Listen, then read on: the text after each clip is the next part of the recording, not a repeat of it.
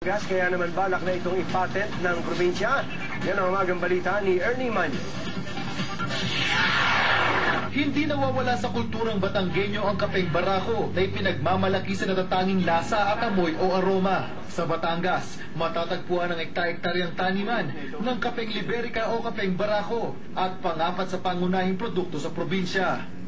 Ipinagmamalaki ng coffee farmers na kakaiba ang kapeng barako dahil sa laki ng butil at mas matapang na lasa. Ang pipiliin lang nating i-harvest yung mga hinog para ang lasa hindi nababago. Nais tuloy protektahan ng provincial government ng Batangas ang natatanging produkto.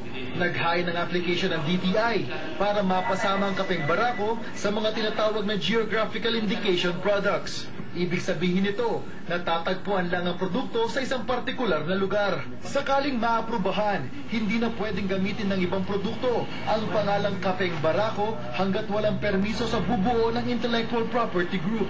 Magkakaroon na ng quality and value adding ang GI eh. Saka enforcement, hindi lang sa Pilipinas. Sa 4 na bansa lamang matatagpuan ng kapeng barako, pero mas kakaiba raw ang lasa ng kapeng barako na itinanim sa bansa. At talagang yan ay magiging benepisyo sa ating mga producers, no, yung mga positive niyang mga characteristic, no, ay mabibigyan niya at makakadagdag sa kanyang presyo. Nangako naman ang tanggapan ng Intellectual Property Philippines na mapapabilis ang proseso para mabigyan ng patent ang produkto. Ernie Manyo para sa Umagang Balita.